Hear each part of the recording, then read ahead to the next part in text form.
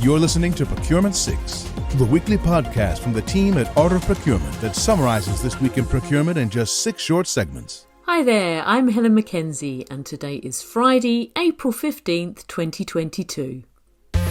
6. Finding a new supplier isn't all about the sourcing process.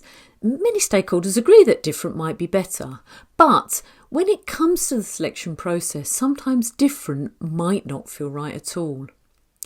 I had a really helpful experience of this process recently as part of a recruitment that I was involved in, and I wanted to share with you what I found. Now, it was our objective to be intentional around diversity, and we attracted candidates from different backgrounds and experiences. But when it came to selection, the old biases and perceptions began to emerge due to the process that we'd used. So, if you're being intentional about making a change, you need to think through the process at the start. What would new or different look like when the response to your RFP comes in? What ways could you change the selection process to accommodate a variety of responses? And, probably most importantly, what's your appetite for risk? If you go through the process and a supplier is selected that hasn't responded using the usual responses or with the type of experience you're used to, will you actually select them? Will you take that risk? By thinking things through at the outset, we can save ourselves a lot of agonising later on in the process. After all, if we don't have the risk appetite for change, then we need to be clear about that at the start and not at the end of the process. 5.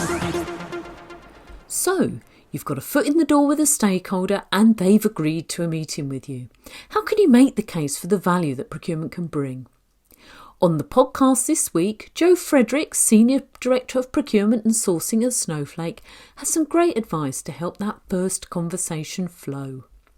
But then I think it's super important to just, and honestly, if I've sat down with a business stakeholder and by the end of that meeting, even if it's a half-hour meeting, if they still don't see a need for utilizing procurement, then I think that they probably shouldn't be working at our company is what I would say, just bluntly. But I've never had pushback once I sit down and I explain, hey, look, from a budget standpoint, I'm partnering with FP&A to understand and keep you within your budget.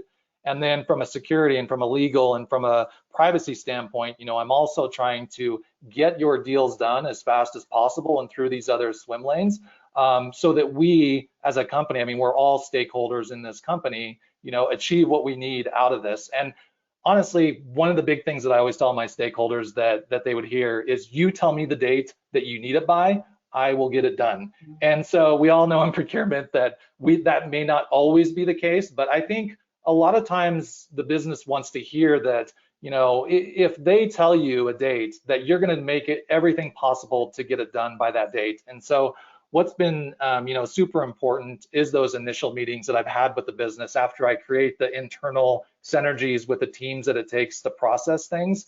And then also meeting with them and explaining to them why those things are important and making them feel part of the team as well and part of the decision making. So it's really just taking baby steps and building, different success stories internally with those stakeholders. So it's a lot of work and everybody's different. But I do think that there is a successful formula to each person in winning them over. So listen to their needs, explain the process and recognise that it might take work. Thanks for the tip, Joe. 4. Last week, I published a blog post on the insights we'd heard from procurement executives who attended the February roundtable that we hosted with our friends from Supplari. Now, while everyone at the roundtable was at a different stage on the road to using new procurement tech that's now available, a number of themes emerged. As someone who started their career in finance, I was interested to hear how procurement needs to keep finance involved and part of the process. Now, there's nothing worse than going into a meeting with your category figures there, only to find that finance has a different version of the spend. Engaging with them early and making sure that you both speak the same financial language is key. And whilst this feels like more work for us to do, the encouraging outcome reported during the roundtable was that engagement with finance actually helped to elevate procurement's influence with the business. Now that's really encouraging to hear, don't you think? This is Procurement 6 from Art of Procurement. To get notified every time an episode is published, go to artofprocurement.com/subscribe. 3. In our Procurement for the People podcast last week, Catherine McCleary was joined by Jill Robbins to talk about bridging the gap between sales and procurement. And judging by the engagement on a related post I put up on LinkedIn, it's a topic that a lot of you are thinking about. Nick Reeves shared his example of being on both sides. I find, having been a buyer in the past and now in sales, the biggest obstacle is the prospective customer automatically assuming that we just want to sell, sell, sell. We've actually advised prospective customers that we wouldn't be a good fit in recent weeks. The service would end up being too expensive for them due to their buying numbers. The value on both sides just wouldn't be there. Now, my advice, taken from a technique shared with me by the procurement coach Alison Smith, is to try sitting in the other person's chair. And by that, I mean actually physically sitting in a different chair to adjust our brains and to get that different perspective. So when procurement thinks about salespeople calling, emailing, messaging, they might not think about the potential of new suppliers. And when sales think about procurement, they might think blocker or someone to work around. But by understanding each other better, we can find the suppliers we need or the customers we want. Why not give the other chair technique a try this week? 2.